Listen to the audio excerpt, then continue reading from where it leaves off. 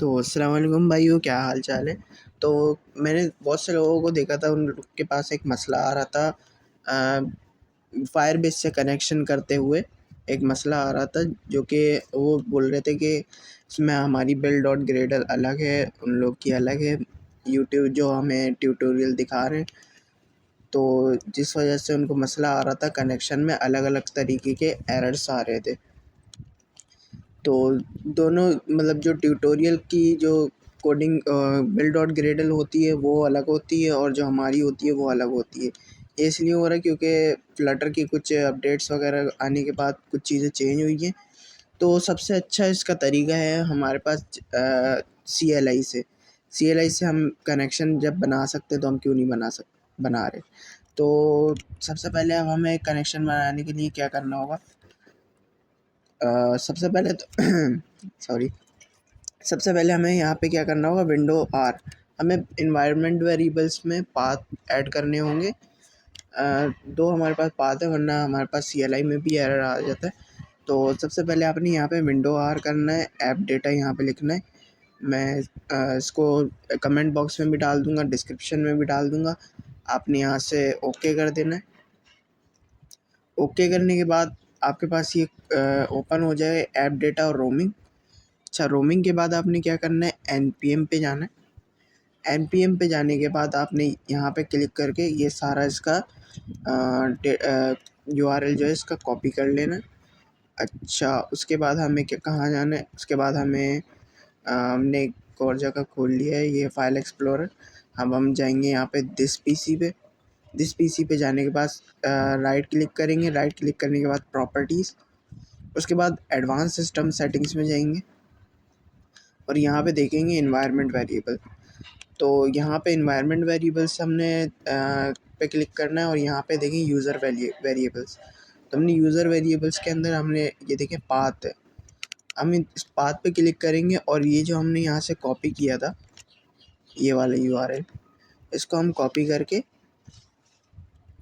यहाँ पे पेस्ट कर देंगे। मैंने ऑलरेडी पेस्ट किया हुआ है, ये देखें, ये हमारे पास ऑलरेडी पेस्ट हुआ है, तो हमें इसकी कोई ज़रूरत नहीं है। और यहाँ से आप वैसे चेक भी कर सकते हैं हम किस किस फ़ोल्डर में गए, तो मतलब पाथ क्या है, इसका प्रॉपर पाथ क्या है।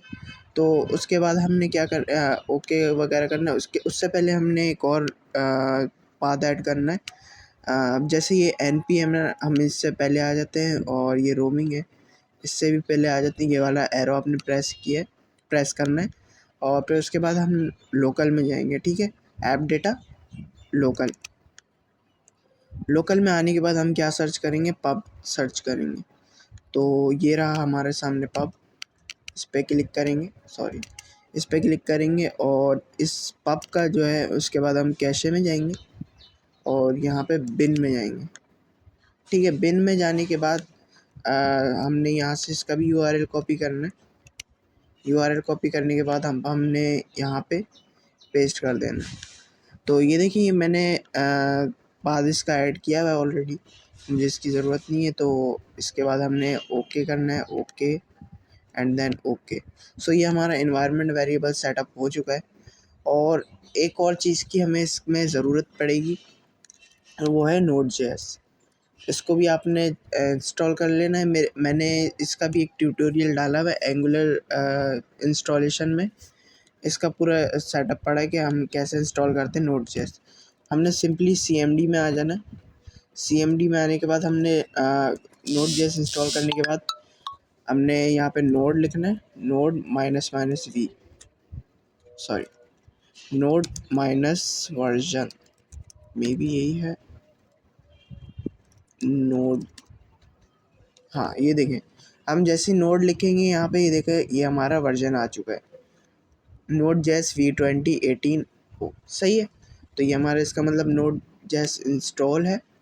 तो अब हमारे पास फायर बेस का सारा सेटअप कर लेते हैं हम लोग। उससे पहले हम लोग एक प्रोजेक्ट बना लेते हैं।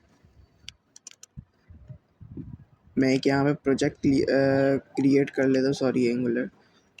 यहाँ पे फ्लटर प्रोजेक्ट मैंने फ़ोल्डर बनाया है, और यहाँ पे मैं एक फ्लटर प्रोजेक्ट क्रिएट कर लेता हूँ, CMD फ्लटर क्रिएट, क्या नाम दूँ इसको, फायर बेस ट्यूटोरियल।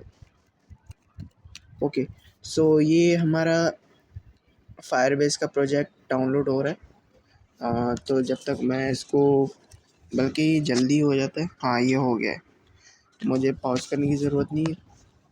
ये हमारा प्रोजेक्ट डाउनलोड हो गया।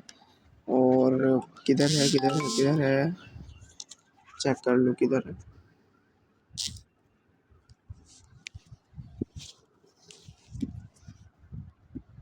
ओके, ये रहा, यहाँ पे हम गए और यहाँ से ये VS कोड से ओपन कर लिया।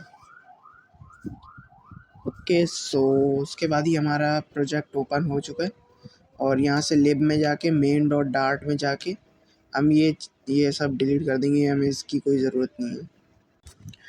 ओके, सो हमने वो डिलीट कर दिए। इसके बाद हमने एक स्टेटलेस विजेट बना लेते हैं, STLess।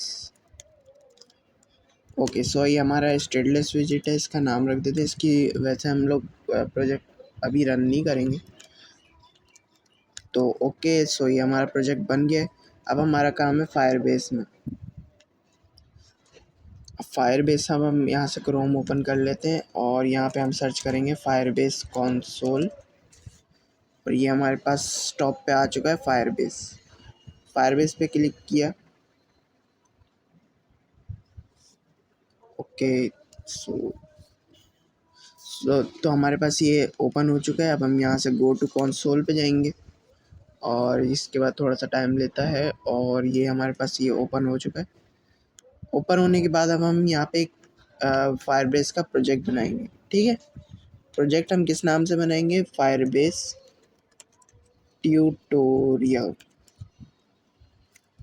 ठीक है, अब हम यहाँ से कंटिन्यू करेंगे और यहाँ से कंटिन्यू करेंगे, यहाँ से भी कंटिन्यू करेंगे। अकाउंट यहाँ से हमारा बना हुआ ऑलरेडी। ओके, सो अब हम यहाँ हमारा इस अकाउंट पे प्रोजेक्ट बन रहा है। उससे पहले आपने एक और काम कर लेना है। आपने एंड्रॉयड लेवल बिल्ड ग्रेडल पे आपने आना है, एंड्रॉयड लेवल पे, और सॉरी ऐप लेवल पे। ये प्रोजेक्ट लेवल था और ऐप लेवल पे आना है आपने। ऐप लेवल पे आने के बाद यहाँ पे आप देखेंगे, थोड़ा सा स्क्रॉल करना पड़ेगा आपको और यहाँ पे आप देखेंगे, एक मिनट मैं जूम कर लेता हूँ। यहाँ पे आप देखेंगे एग्जाम्पल लिखा है, इसको आप अपने नाम से चेंज कर लेते हैं। मैं अपना नाम डाल देता हूँ चैनल का, बाजी कोड। ओके, सो अभी हमारा चेंज हो चुका है नाम से, सी छोटा कर लेते हैं। अच्छा, और ये चेंज हो चुका है हमारे नाम से। तो अब हमने क्या करना है, हमारे ये कंटिन्यू मतलब बन चुका है। ठीक है, अब हमारा सारा काम आता है CLI पे। तो अब यहाँ देखिए, ये एप्पल है, एंड्रॉयड है, वेब पे। और जो हमारे पास यूट्यूबर जो हमारे ट्यूटोरियल दिखा रहे थे, उसमें जो मसला आ रहा था वो एंड्रॉयड पे वो कर रहे थे, मैनुअली कर रहे थे। तो हमें इस पे नहीं जाना। हम जब CLI हमें प्रोवाइडेड है तो हम डायरेक्ट फ्लटर पे जाएंगे।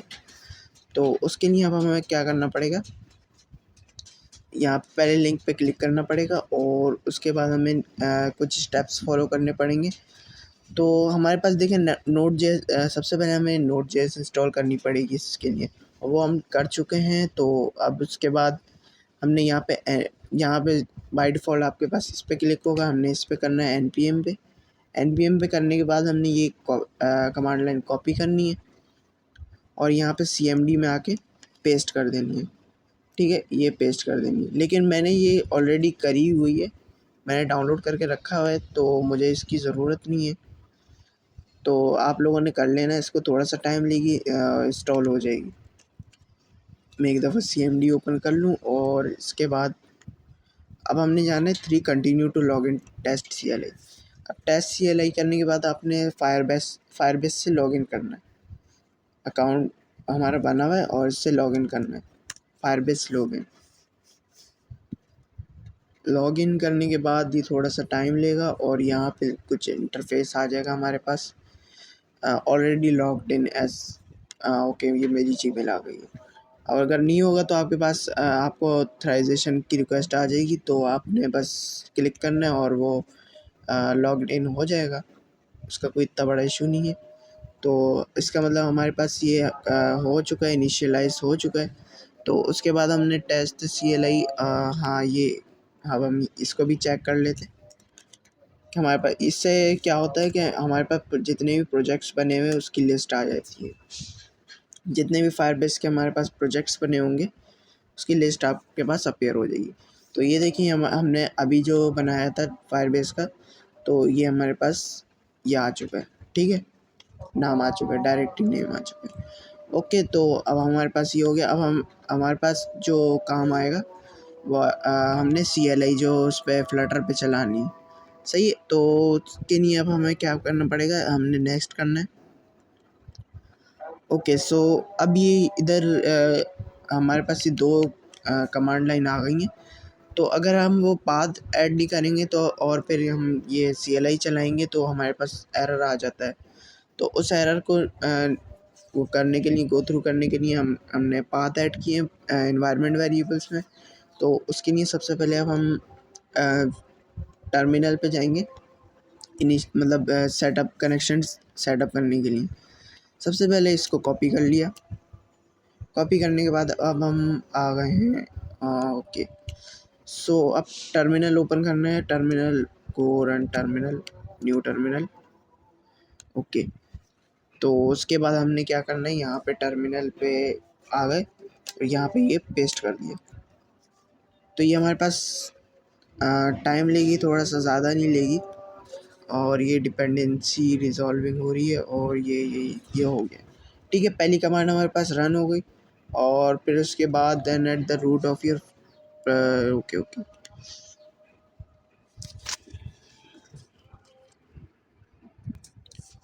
और इसी तरह इसी के साथ हमने ऐसे ही करना है, यहाँ पे कॉपी कर लेना। कॉपी करने के बाद अब हम यहाँ पे क्लिक करेंगे और ये क्लिक पेस्ट करके क्लिक कर दिए, control V click. Okay, so अब ये फैच हो रहा है और ये कनेक्शन हो रहा है, इस्टेब्लिश हो रहा है फायरबेस के साथ हमारे प्रोजेक्ट का, फ्लटर के प्रोजेक्ट का। तो ये हमारे पास हो रहा है, थोड़ा सा टाइम लेगा, ज़्यादा टाइम नहीं लेगा।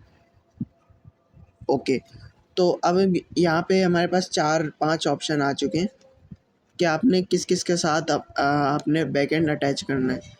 तो अगर आपने विंडोज़ के साथ नहीं करना तो आप यहाँ पे स्पेस दबा के कैंसिल कर सकते हैं। वेब पे नहीं करना, कैंसिल, स्पेस दबा के कैंसिल, मैक पे कैंसिल, iOS और एंड्रॉयड पे करना है खाली, तो ये एंड्रॉयड पे क्लिक कर सकते हैं हम लोग। वैसे बाय डिफ़ॉल्ट आप ऑल पे भी कर सकते हैं, ठीक है। मैं यहाँ पे एंड्रॉयड पे कर रहा हूँ। ओके, सो ये थोड़ी सी लोडिंग चलेगी और ये रजिस्टर्ड होने लगा है। Okay, registering new Firebase Android app on Firebase project.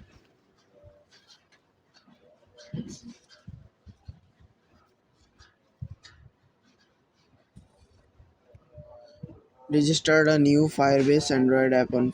Okay, so ये रजिस्टर्ड हो चुका है, सही है। ये हमारे पास कोड एग्जिट हो गया और यहाँ पे आप चेक कर सकते हैं। हम app Android and app level जो है हम ग्रेडल में जाएंगे और यहाँ पे आप मैच भी कर सकते हैं। एक मिनट, कहाँ गया, okay okay okay okay okay. सो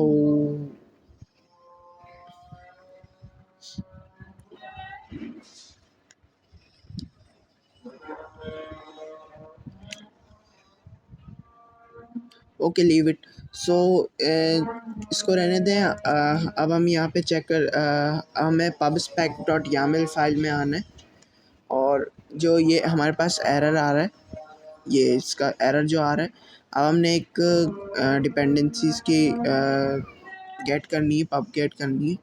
तो वो कौन सी है, अब हम यहाँ पे चेक कर लेते हैं। अब हम यहाँ पे सर्च करेंगे फायरबेस कोर और ये हमारे पास फर्स्ट पे हमारे पास ये आ गई है। और इसको इंस्टॉल करने के लिए इंस्टॉलिंग पे जाएंगे और यहाँ पे ये कॉपी कर लेंगे। कॉपी करके अब हम यहाँ पे कुपर्टिनो आइकन्स के नीचे ये पेस्ट कर देंगे और यहाँ से कंट्रोल S कर देंगे और ये पब गेट हो जाएगी। और यहाँ पे हम चेक कर लेते हैं। Okay, debug console, okay okay okay okay.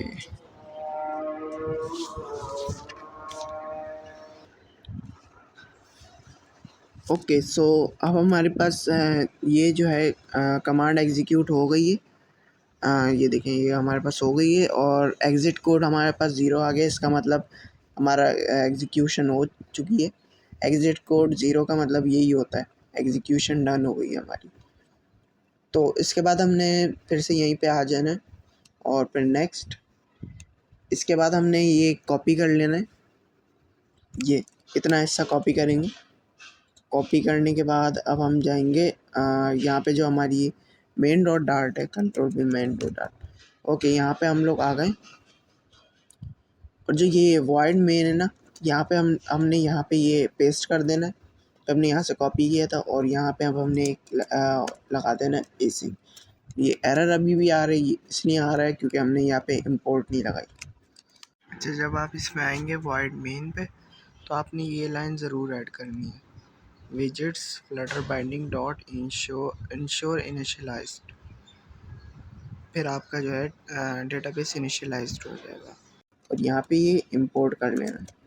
ये हो गया इंपोर्ट और ये हमारे पास एरर गायब हो चुका है। ठीक है, तो ये थी हमारी कुछ कनेक्शन हमारी डन हो गई है। हमारे पास जो फायरबेस से बैकएंड से कनेक्शन था वो सारा सेटअप डन हो गया। तो उम्मीद है कि आपको ये वीडियो से कुछ सीखने या कुछ इम्पोर्टेंट टिप्स आपको मिली होंगी या आपका जो मुश्किल आ रही थी वो हल हो गई होगी। तो make sure to like and subscribe the video and या इस वीडियो